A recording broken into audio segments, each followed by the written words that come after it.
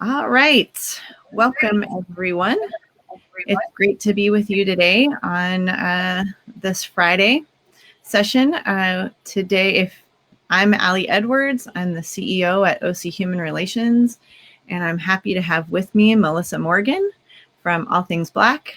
And today we wanted to provide a session to talk about this moment in time when so many new people have been drawn into the work of social justice and human relations and valuing Black lives. So Melissa is a colleague, a friend, a coworker, and she and I just thought it would be a great time to be in conversation about this, and why not share the conversation with all of you. So we're going to be talking here for a while, and you can add comments to the session, and we will see them, and we'll try to answer questions as we can. So I'm going to read a little bit about Melissa and then ask her to also introduce herself. But Melissa has a long background in creative work around marketing, communications, graphic design. She came into my world through her work in human relations. She's worked for the Anti-Defamation League. She worked with us at OC Human Relations, the Heart of America Foundation, the National Conference of Community and Justice, now the California Conference of Equality and Justice, the Los Angeles Conservation Corps, and the City of Long Beach Human Dignity Program, among other things. So welcome, Melissa. So nice to have you here. Thanks, Allie. It's nice to be with you and be able to have this conversation right now in this moment. So I read kind of the technical stuff, but I was hoping you could just tell us a little bit about who you are beyond the resume, I guess. Yeah, well, I'm Melissa Morgan. She, her, hers are my gender pronouns. First, right now, during this pandemic, I'm a mom. Took on the homeschooling role. That has not been easy while working. So sending love out to all the parents and guardians out there taking care of their kids during this time. I've got two girls, a 10-year-old who just graduated 5th grade last night, and a 14-year-old. And, I have been really reconnecting with my community. So I think of myself as a community activist. I'd like to really step into being an artivist, a creative person who uses creativity for activism. So hopefully I'll step into that more. One of the moments I think when I feel most alive in my life is when I'm facilitating dialogue around issues of diversity and connectivity and inclusion. And I'd also say I'm a lifelong learner. I'm in a phase right now where I am learning a lot from grassroots organizers about the movement and how to build energy, attention, action, and change around issues that are important. I'd also say I identify as a Black woman, and growing up, it was really important to me to identify as a biracial person. My mother's white, my dad is Black. And I should say, I think being biracial, folks have fluidity in their identity. So that's definitely important to me to acknowledge my Blackness and just where I am at life right now, and really feeling close to my Blackness and issues around being Black. So I think I want to say within the last 2 years, you also started All Things Black. And I was hoping you could tell us a little bit about that project. Gosh, you know what? When the new year started, I made a new New Year's resolution. This year, I decided I wanted to focus on all things Black. Anything that dealt with Blackness. I was really feeling how important talking about being Black is, how important it is to build community with other Black folks. At end of last year, I was getting more and more engaged with our local Long Beach branch of the NAACP. And I was just really analyzing that landscape and looking at what's working, what isn't, how can we lift up Black people more.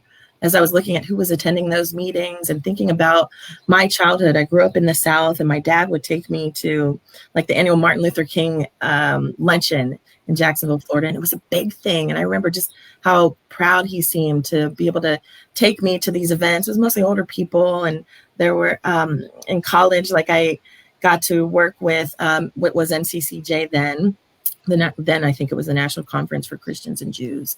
And I brought Martin Luther King III to my college to talk to young people about diversity issues and civil rights. So all of that really marked me growing up in the South, of really figuring out what it meant to be Black and looking at issues of diversity there. Because that area was very much rooted, and still has some remnants today, of that history of segregation. You could feel it. I can feel the difference when I go back and visit the South.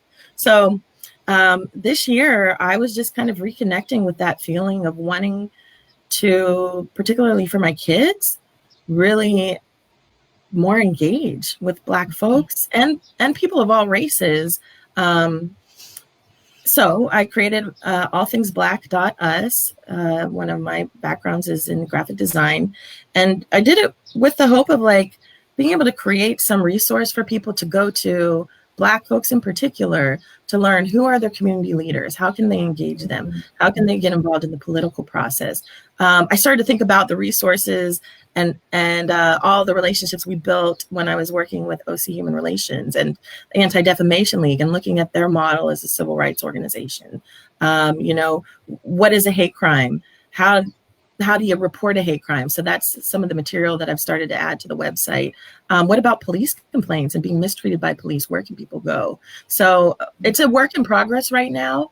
And I'm really on the fast track of learning at the moment with all of the uprisings and where we are right now in this country, where people are actually talking about Blackness and anti-Blackness. So it is going to be a space that will grow over time. And I welcome folks to visit it, join my email list, and give me some suggestions of what they'd like to see there.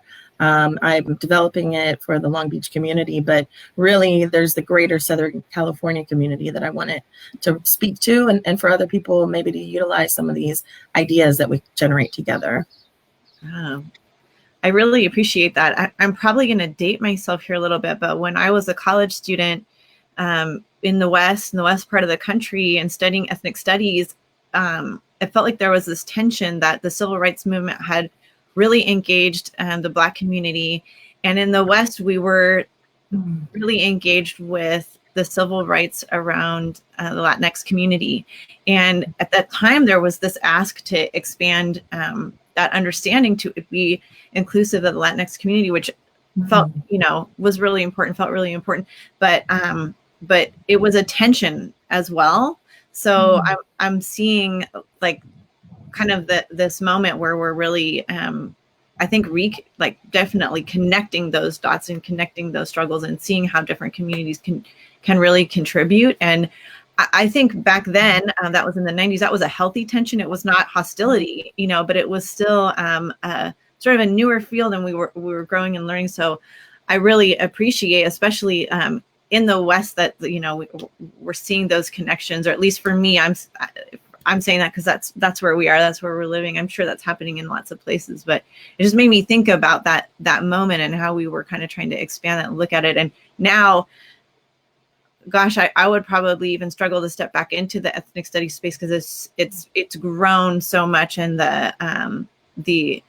the analysis and the effort and even the resourcing of it is just so different than when I started. But you just took me back a little bit thinking about that. So so you talked a little bit about kind of what brought you into this and that history with your family. And I know now that you're in Long Beach, you're engaged in work in Long Beach, but like so many that care about this work and this activism, you work full time, you've got All Things Black on the side. you're raising kids, and you're trying to be engaged in anti-racist work. So I'm wondering what that looks like for you and for people who are in that same spot. Almost like literally, what does that look like day to day? Like, how are you fitting that into your time, your space? Like, how do you stay engaged that way? Oh my gosh. Well, we're in the Zoom universe now.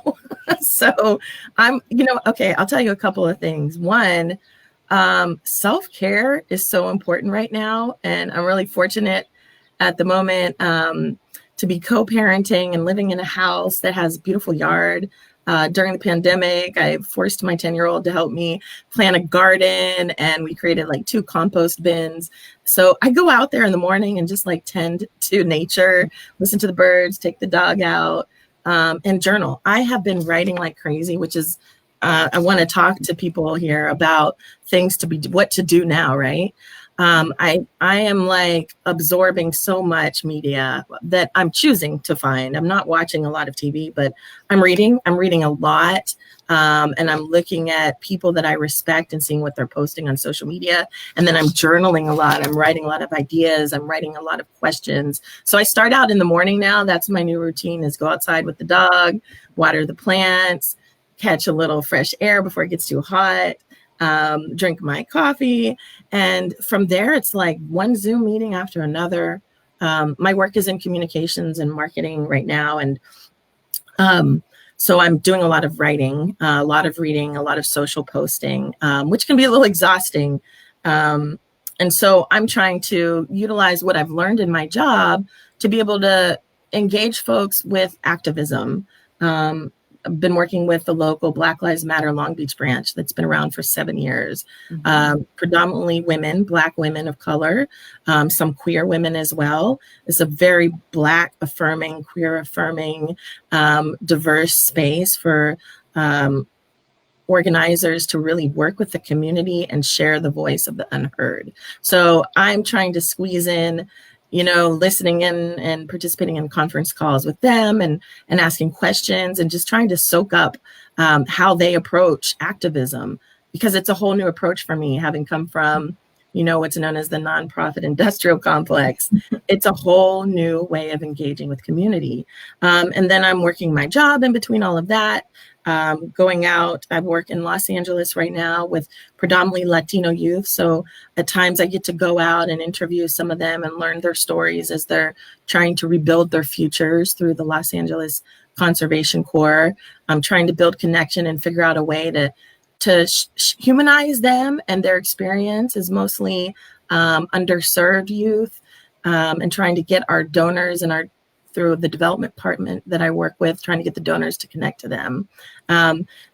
So I'm not going out very much. I'm spending a lot of time in the house.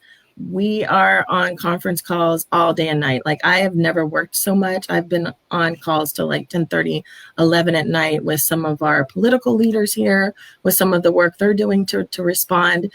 First, it was to the coronavirus, and now to what is happening with race relations and police relations.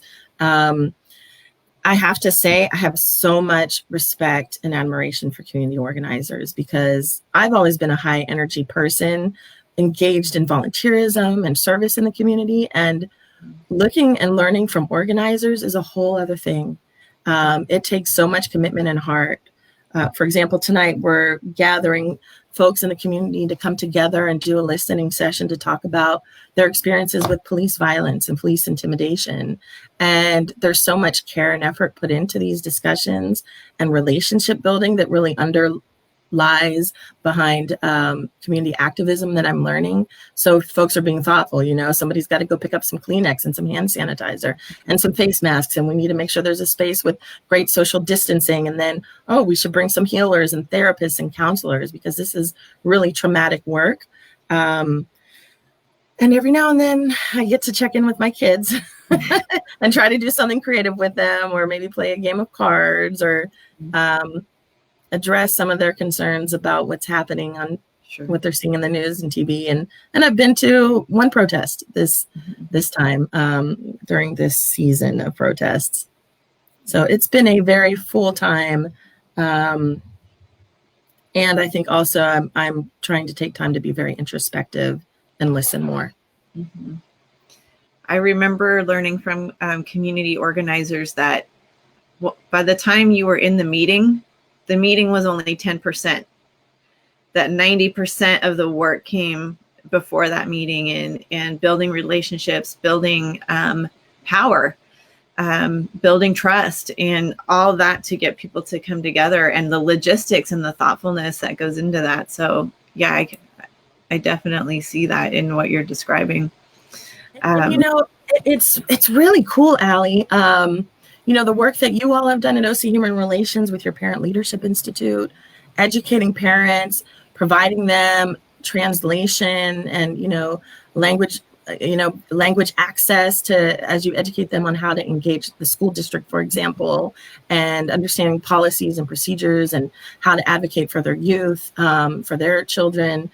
It takes so much extra work and effort and research and time and resources. But it really makes an impact. And I just have to say, there's that phrase of being woke. I feel like I've been a fairly conscious person in anti-bias work that I've done and facilitating. But this is just a reminder to me that this is a lifelong process. I'm constantly checking my own bias, my own anti-Blackness. That is hitting me in the face right now. And I think that's part of this, what do we do now? And this consciousness that's starting to rise up in the time that we're in.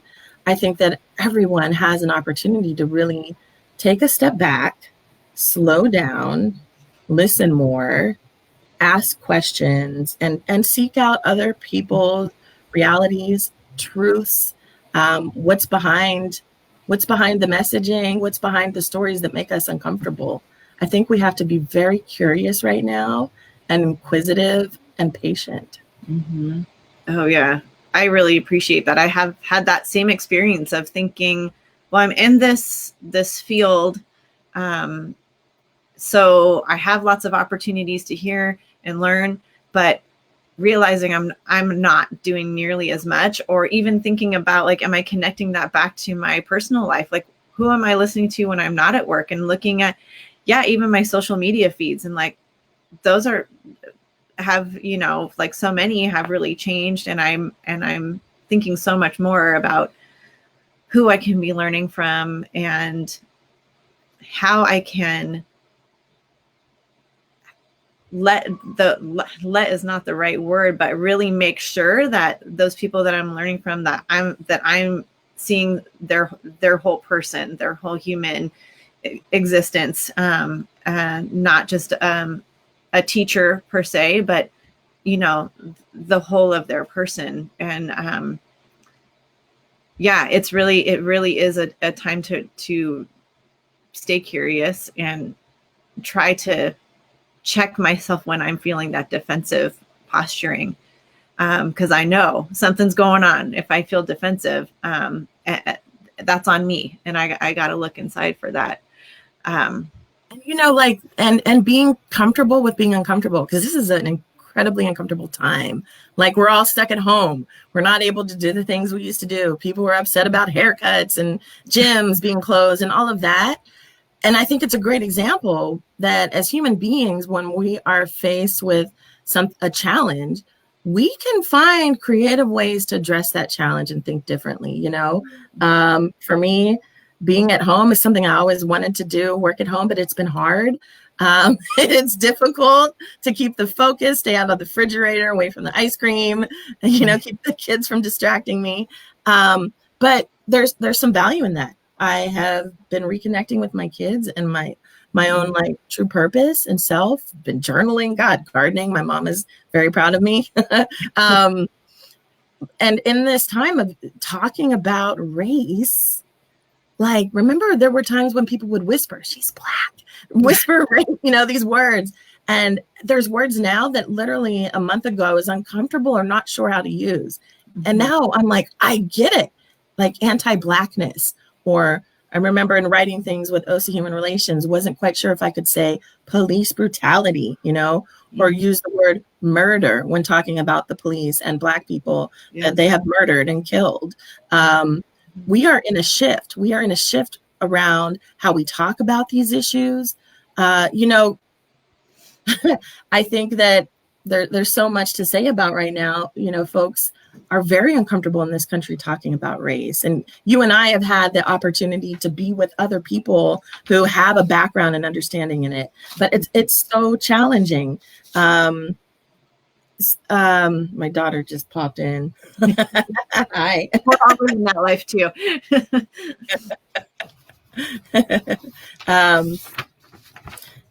Being comfortable with being uncomfortable, that leaning in idea. This is it. This is our moment. And it's really up to all of us to make things happen. Allie, I have loved working with you.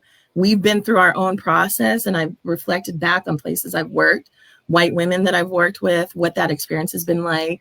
Sometimes there are moments of tension, and we've had some real moments when maybe I've said some things that were difficult and hard, and it was scary. And I've even kind of jeopardized some of my professional relationships through that. But I feel like this is the time for people to really step into that space, to feel the discomfort and be guided by the idea that there's something of value in that we're growing, and growing isn't always easy. My kids, their legs start to hurt when they're getting taller, growing can be painful. I'm seeing some comments from some of our friends. Yeah. So, Melissa, you're a breath of fresh air. Jeremy's appreciating the self-reflection and also the calling out of anti-Blackness. Whitney's asking if there are any organizations that you're prioritizing for donations, because sometimes the lists are, you get 50 organizations, and I'm actually seeing people now able to note the orgs that have been well funded and those that are still in need. And there are local organizations too that you might call out. Oh my gosh, yeah, I'm going to post a bunch of them later today to allthingsblack.us. Right now I have a link up there to donate to my local Black Lives Matter sisters and brothers who've been doing this work for 7 years. My God. I mean, they have been working with families of people who didn't know what to do when their Black family member was killed by police or mysteriously killed by possibly a white supremacist. We have a case like that that's still open, and the police have not ever closed it and have never helped to figure out who actually killed this family member. I believe his name is Frederick Taft. So I would definitely, personally, I'm biased towards my community right now, but I will add more resources later. And then there's, a lot of great organizations you can look at, like the ACLU, or who are your local human relations commissions or councils. We've got ochumanrelations.org, of course, all the great work you all are doing with young people and community members. So yeah, check it out. I will add some more resources, but I would say start with Black Lives Matter. Look at their websites. They're all over the world, literally now, and they definitely have a lot of commentary on what's going on, who they're partnering with. And I'll make sure I'll get your website back up on the crawl before we go. But I really appreciate you picking up on, focusing on whose lead you're ready to follow. We were having this conversation at home this week that sometimes it seems to me that even people who are supporting this have a sense that this is like that myth that we've made around Rosa Parks, right? That Rosa Parks spontaneously had a moment where she refused to sit in the back of the bus, and a movement exploded from that moment, instead of that 90% of things that were behind the scenes, the planning that went on, the organizers who were committed to that work, and the brilliance and the commitment. And a year that went on for over a year. We were just talking about what did it feel like on day 365 when they were celebrating a year of boycotting, not knowing there was only going to be 15 or 20 more days they had to do that.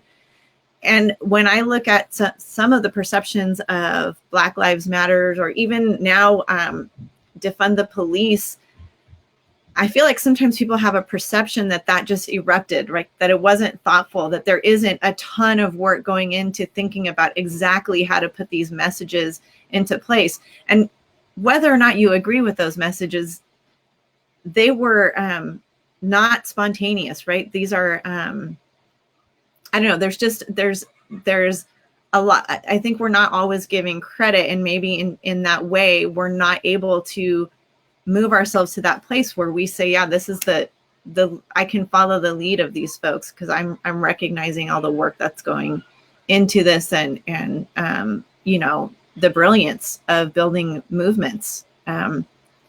It's not a coincidence. You know, As a communications professional as well. Hey, I got to tell you, this is a time of unlearning. If I can say anything to anybody, we have to unlearn. We have to unlearn. We have to think creatively. We have to be innovative, and we have to be willing to take risks. So I am unlearning. I am unlearning everything I've ever known about words. What do the words mean? Even the word racism. There's a young woman challenged Merriam-Webster dictionary to change the definition of racism. And so many people have said to me this week, like, I think we all have different definitions of racism. Funniest thing was when my kids were in elementary school, a kid said something about another kid and made fun of a kid for, like, I don't know, maybe it was they thought the kid was gay or something like that. And another kid shouted out, "That's racist." You know, people don't even know what is racism. What does that mean? Can Black people be racist? It depends on who you ask and how you define it. So words really, really matter. I have to say, I am blown away by the perseverance that Black Lives Matter activists have had over these last 7 years. This has been a painful process for people who've been involved in this movement. And you know what? I'm realizing more and more too how my mental health has been impacted just by being Black in the workforce, in a workforce that is anti-Black, in a workforce that doesn't uplift anti-racist beliefs, doesn't do the work to understand and pick apart the layers of how does racism impact us in the workplace. So I have just seen and learned from women who have really persevered, Black women. There are Black men out there as well. There are incredible allies, white allies, allies of other races who have been standing strong with groups like Black Lives Matter. And as we unlearn, I think we need to be looking at the media and really noticing what are the messages they're sharing. Like, I could count on my hand how many times I've seen someone from Black Lives Matter be interviewed on our mainstream media. And it wasn't until last week, late at night, I've noticed that some of the folks from Black Lives Matter are being interviewed now on that mainstream media. But otherwise, really, our local media, our local government, even our governmental leaders in our cities they've censored Black voices. Black folks have excluded these activists from conversations. There's a real division between folks who are seen as elite. There's a real class division. And we have some work to do within our communities, within our Black community, as well as with other communities, to figure out how to stand in solidarity, how to love our Blackness, how to love our Black brothers and sisters and cousins, you know? There's a lot of work to do, Allie. There's a lot of work to do, and it's not going to be easy. I want to talk a little bit about this article that you wrote and starting to kind of call out some of your local leaders. But I want to also, but before we do that, Lisa is asking you to talk a little bit about perseverance versus perfection in the context of this work. Great question. Well, that's tough, because I do see myself as struggling with perfection. I don't think this work can be perfect. Sticking to it. I mean, this is a long haul situation to think about, and give credit to Nipsey Hussle with this idea of this is a marathon. This is a long run. This is the long-term investment, and white folks can be invested in this. Asian folks can be invested in this. Latinx folks, you can be part of this movement, and you can engage here and be part of the perseverance that Black leaders, the non-traditional leaders, the grassroots leaders have been doing for a very long time. I think right now, like my mom, a white woman, she's been writing my brother and I several emails and text messages of just outpouring of love to us, and really still trying to, I think, reconcile the difference in our experiences, as her being white, me being Black.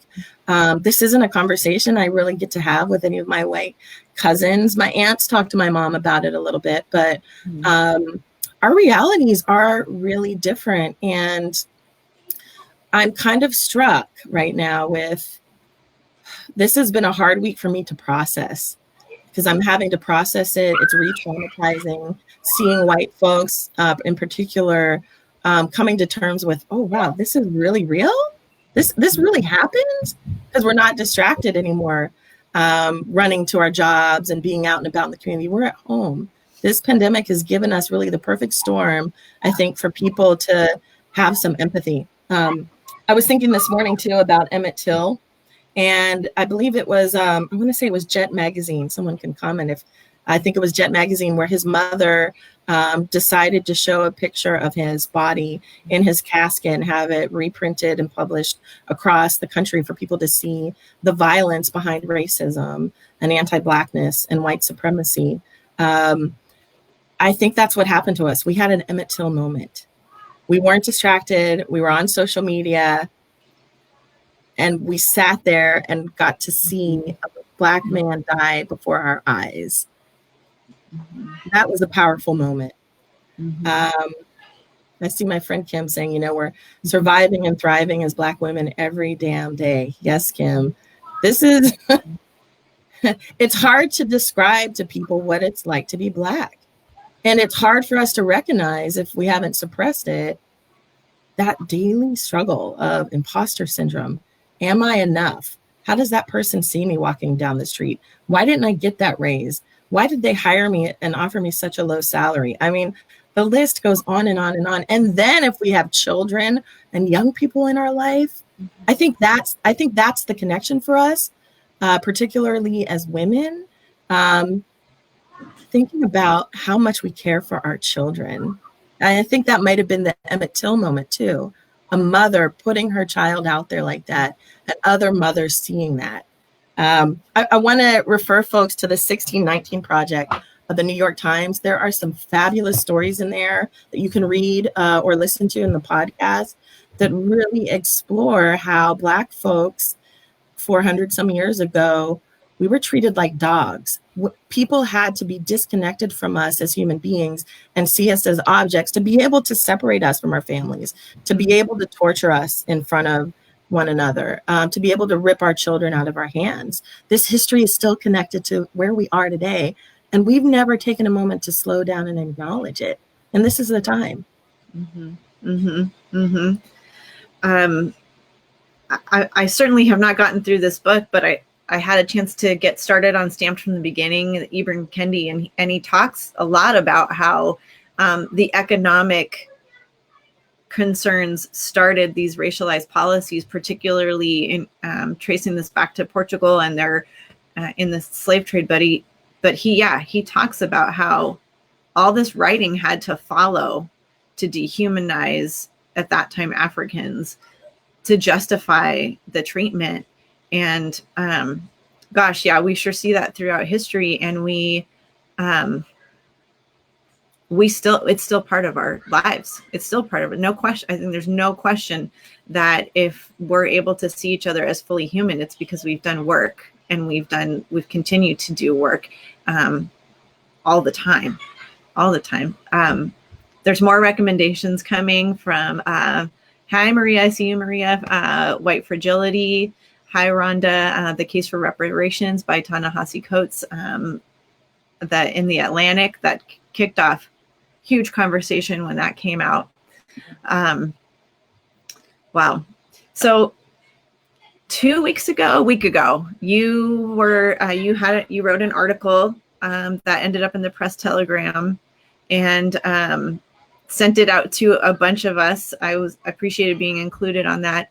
And you called out a lot of people in Long Beach. And I know that you're also a person who does that because you want to engage. So you and I have also talked about how this conversation has really turned local. We've talked about budgets representing values, budget priorities being important and what we fund in our communities. So I'd love to hear, kind of what it was like to put that article out, the feedback that you got, and how you're getting engaged locally, and how other people who maybe are getting into this work for the first time, how could they engage locally?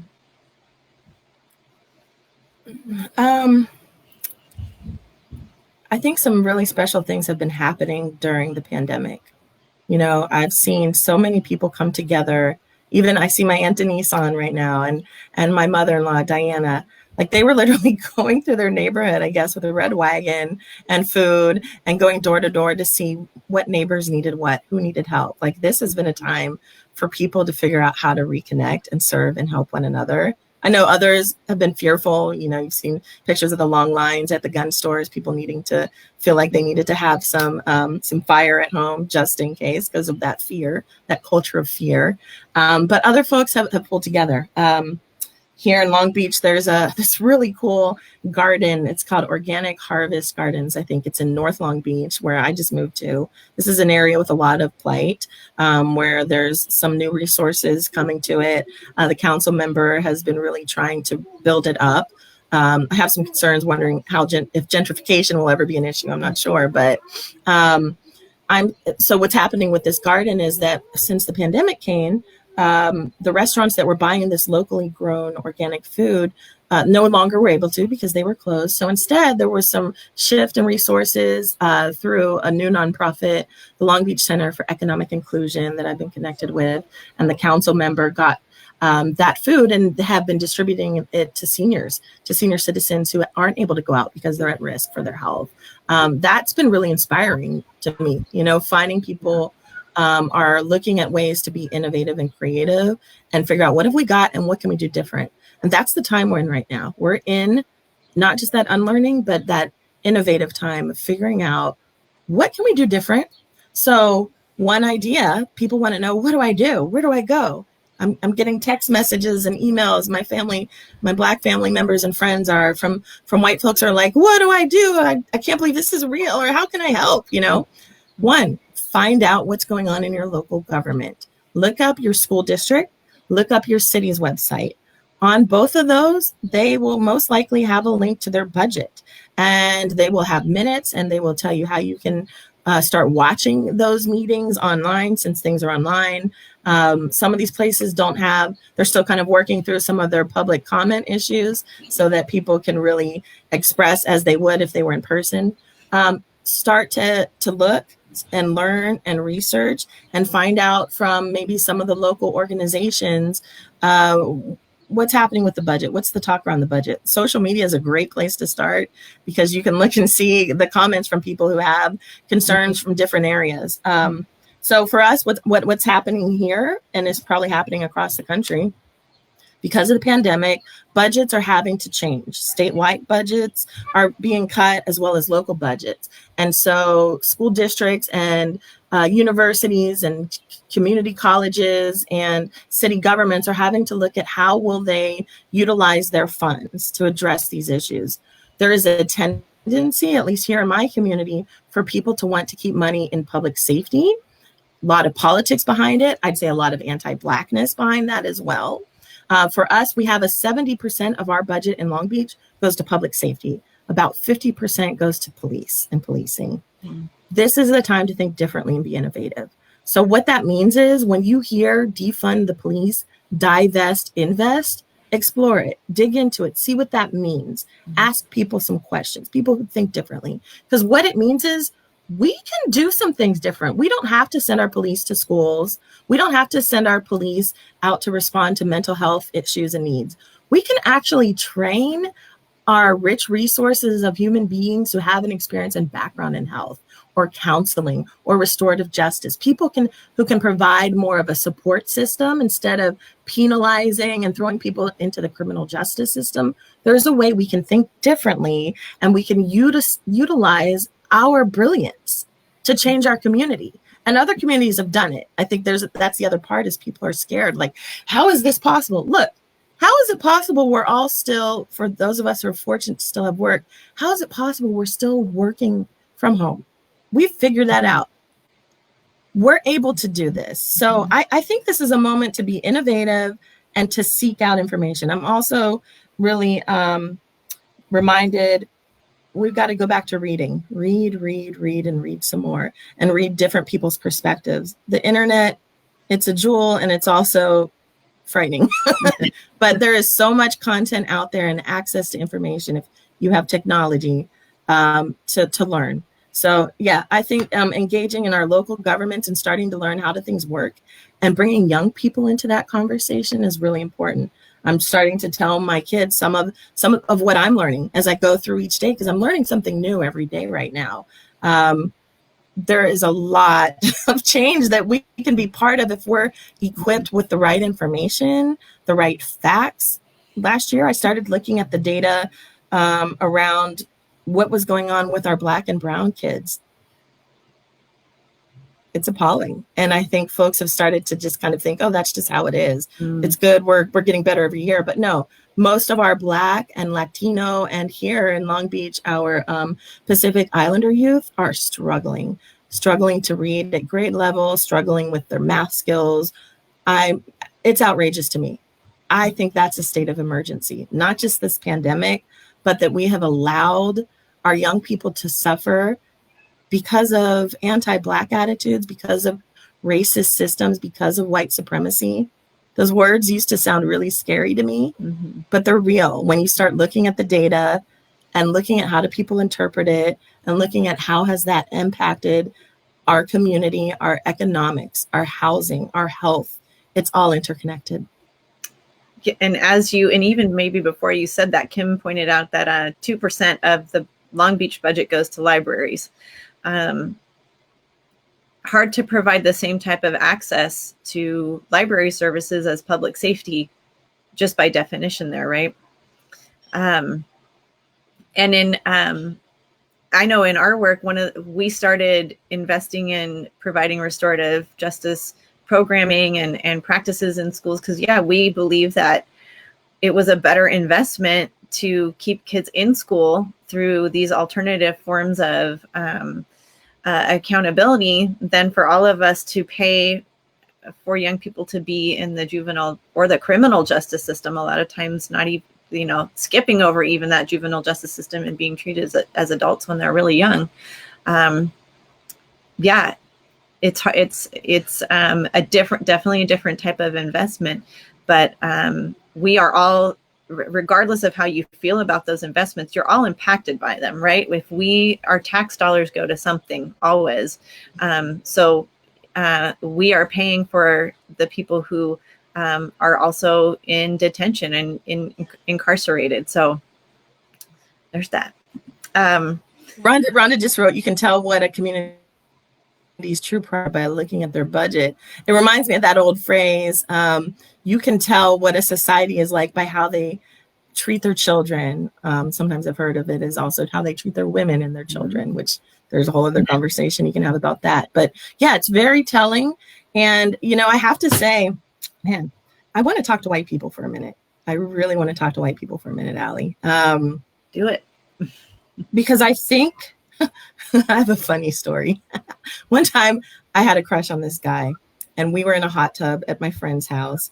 And I was talking to him, a white guy. I was talking to him about how much I cared about what was going on around Black Lives Matter, and just really pushing him like, aren't you going to talk to your white son about racism? I totally ruined the moment. The guy and I never hit it off after that. I totally ruined it. You got to have the right timing, maybe, with white folks. I don't know. He was a really nice guy, though. He's still a really cool dude. But look, white people, if you start to explore these issues and you find a connection, Black folks are going to welcome you. Latinx folks are going to welcome you. Asian community is going to welcome you. We welcome people who are willing to really pick apart privilege.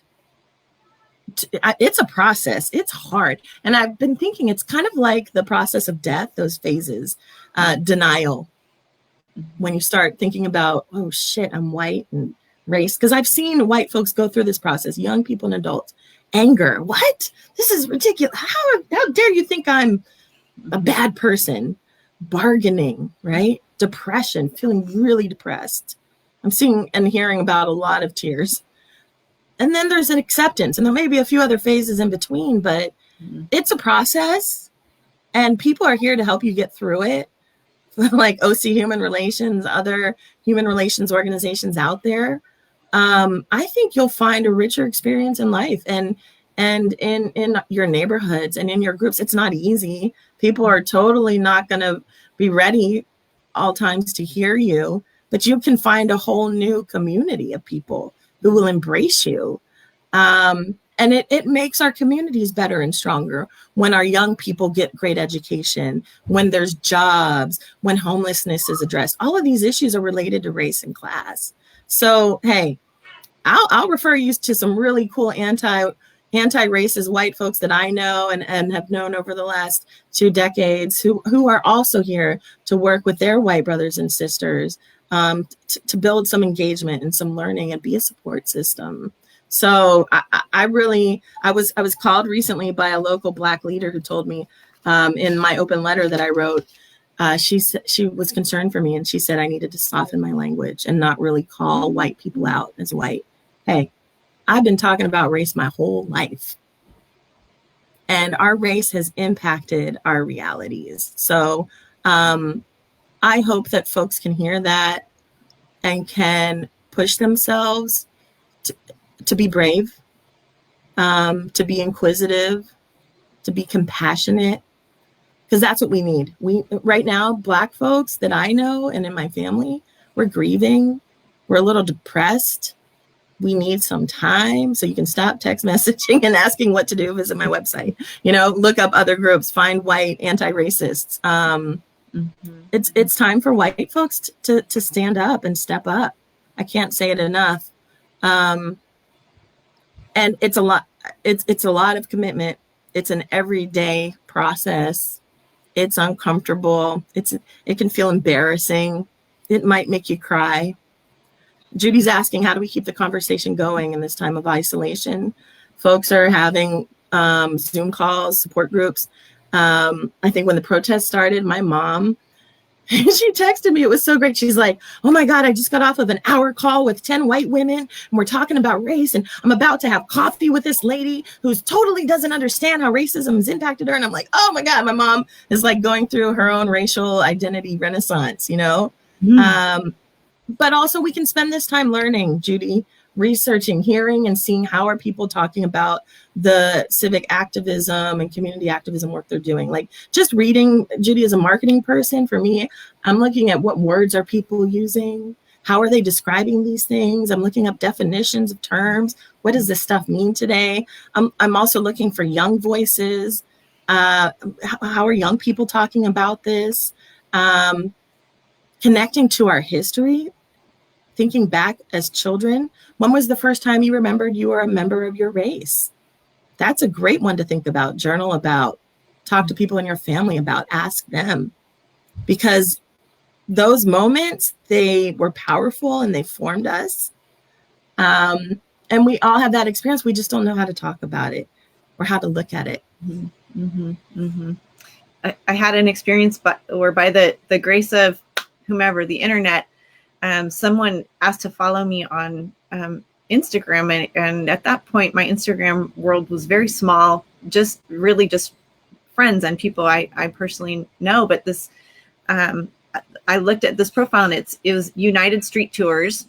And she is just like pouring out so much for people like me who are trying to stay engaged. And she does these great drills where she puts like a statement up on Instagram and it's like practice practice how you would respond to this. And it's explicitly for white people and allies or non-Black people of color to join the conversation. And she's like, come and make, like, hello, we already know you're going to make mistakes.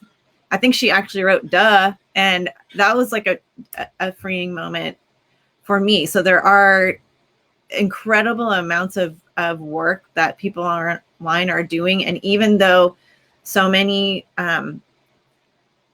Black thought leaders are also saying, like, we're exhausted, please don't keep asking us what to do. At the same time, I see those people like putting out an incredible amount of content for us and in work. I mean, just working so hard. It's the generosity is incredible to spend that much time sharing in that way.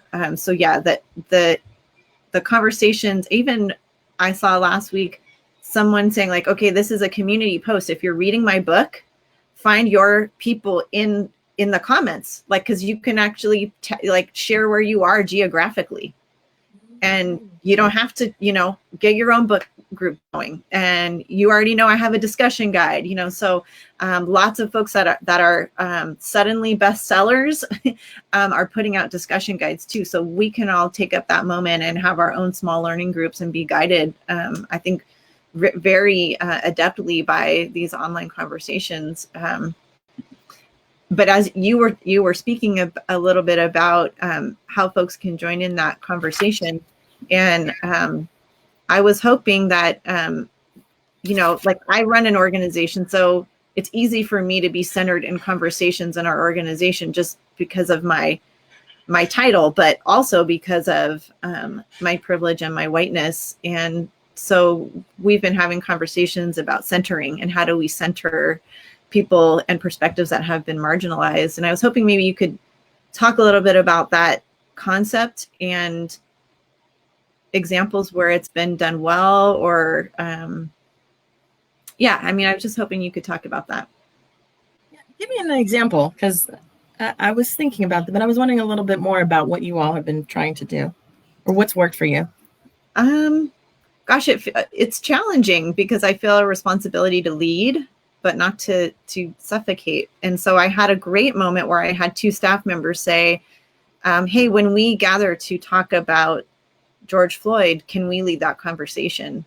And I was just, so happy to have them offer that, because I was in that space of, do I ask people to lead this? Because they might be hurting. But I don't know that I'm the right person to lead it either. So in that case, they were gracious enough to offer. So that's been one example I can think of recently. But also, I mean, I'm chatty, so I'm trying hard to keep my mouth shut right now, and I'm not successful at it particularly, but also just what are the ways that we can use our platform at OC Human Relations to just hear other perspectives and bring them into our sphere for the people that we're aligned with too. Gosh. Or if you're sick of talking about that. No. I think no. I think what I've been thinking about is, I mean, every day there's just so much media and news stories and what's happened next and where's this, what's the state of the world. I think that we kind of have to think about taking our time with this, slowing down. I mean, the pandemic, I think, has taught us that a little bit. It's time to slow down. And man, I was going through a period of time where I was getting flat tires left and right this beginning of the year. I think because I was going so damn fast. It's time to slow down in the workplace, slow down with where we are in this process. Now, the community organizers, they're moving really fast because they're trying to build a movement. But I think in our workplaces, with ourselves, we need to slow down and be really thoughtful. Because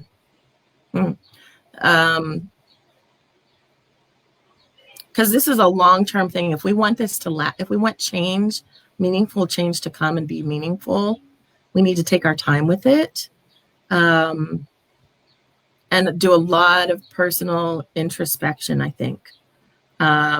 And what I've learned too from community organizers is that relationship building is key. I think probably we need to work on strengthening our relationships with people that we work with, in our families, our neighbors. And I think we need to ask ourselves some questions like, what does white supremacy look like? What does that really mean? What does defunding the police really mean? How do I feel about Black people? How do I feel about people of other races? How do I connect to these issues spiritually? How do I want to show up as a better person myself? What kind of change do I want to see happen? And then thinking too about what's our circle of influence? Where can I make an impact? Because it's going to start with ourself in the middle, and then it branches out. What do I need to learn?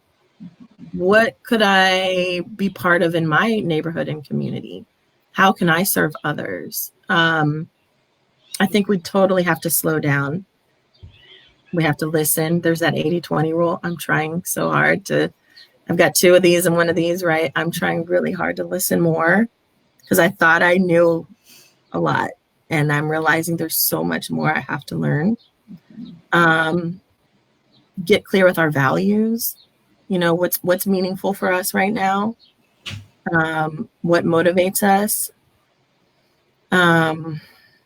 This is a hard question because I'm getting a lot of calls and emails, and I submitted my resignation from my full-time job because I'm feeling really called to do the work that is before us right now to create a more just community.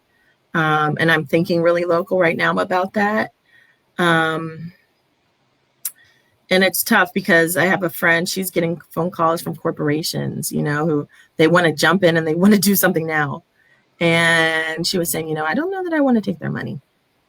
I have an activist friend who said, not all money is good money. Because I think the people who are jumping quickly right now, they may not sustain and make it to the end of the marathon. And so I think we have to be really mindful.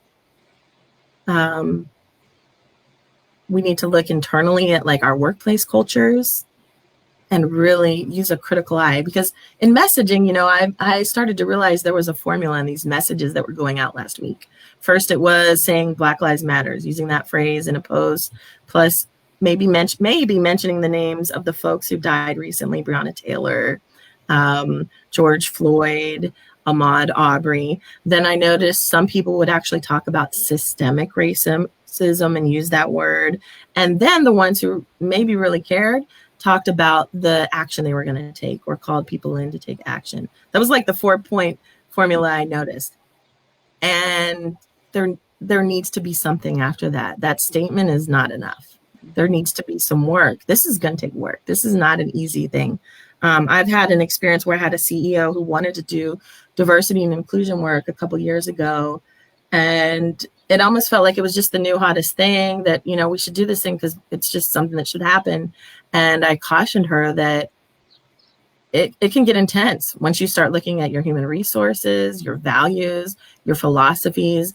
How do you have leadership structured, tiers and levels of roles and responsibilities? Like, it's emotional. It can bring out trauma. It could get ugly.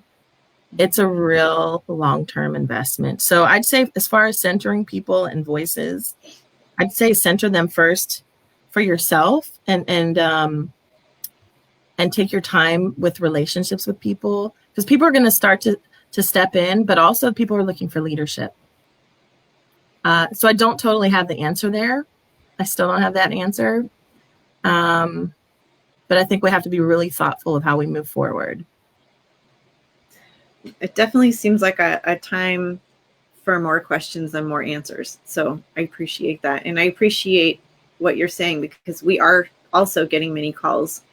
And it is a challenge to navigate what our expectations can be from people that are reaching out for help, for sure. So we're at 12:30, and we didn't say we would end at 12:30, but necessarily, but we are at 12:30. But I still want to ask you, Melissa, what else do you want us to know at this moment? And I'll let you decide who the us is. Who would you like to speak to? What else would you like folks to know from your perspective at this moment? Friend who I was talking to this week, a white woman whose dad was like really instrumental here with longshoremen and with the unions around standing up for people. He did a lot of organizing. He taught his kids a lot about socioeconomic class and classism and power of the people. And she reminded me this phrase, give a man a fish, he'll eat for a day. If you teach him how to fish, he'll eat forever. And it makes me think about this moment we're in, and what do we have to offer other people to teach other folks, yet not rely on people of color to teach white folks. But I think it expresses, that we have some learning to do. We have to be taught some things from one another. Young people, Black people, poor people. My goodness. I was thinking about a month ago, we need a new poor people's campaign, and maybe that's where we are right now. We've got to involve poor people in our decision making, connect with poor people, look at why are they poor, and be inclusive. I think everything we know, not only do we need to unlearn it, but we need to dig a lot deeper, because this is personal. This is personal for me. It's personal for Black folks that work with you or that you know. I think we have an abundance of resources we can learn from. I think we need to be easy on human beings. And I see Sue wrote, we have to start somewhere. In the beginning, it might be a minefield. And I hear people talking about, is this a new beginning? Is this the beginning of the end or the end of the beginning? One of my mentors wrote that recently. This is not a beginning for me. This has been my life, being Black. I don't know how to get white folks to understand that and relate to it, but this is the moment. I think this is their moment to figure out where they want to show up, how they want to show up for Black people, how they want to change our American culture. Because we could do a lot better with the support of white people. We can do a hell of a lot on our own as well. I don't know. This is a hard time. It's a difficult time. I don't know what else to say, Allie. Except let's just keep continuing these conversations and listen to people. Let's listen to the voices that haven't been heard.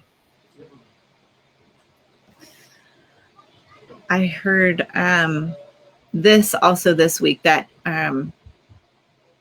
we've often talked about giving voice to the voiceless, but maybe this is about getting ears to the earless. For all those folks who have not listened, because the messages were always there, right?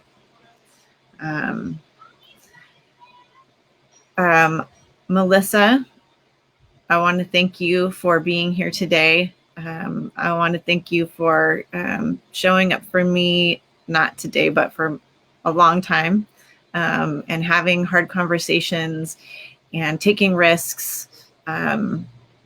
I appreciate your contributions to this work that we've endeavored to be part of. But I appreciate your person and the things that you've let me see and learn along the way. I feel like we should do this again sometime, because I always enjoy talking to you, but it's even better when all these people are here to share in the moment. So great to see so many of you that we recognize joining the conversation. Thank you for that. When you put yourself out on the internet, you don't know if anyone's going to care. So thank you. Thank you for being here.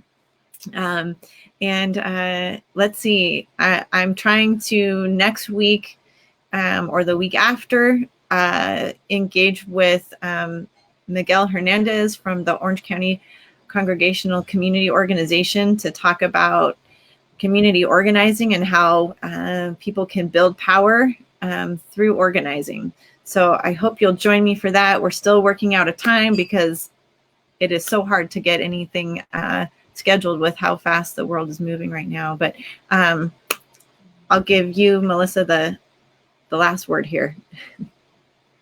Black Lives Matter, power to the people. That's it. Thank you. Take care.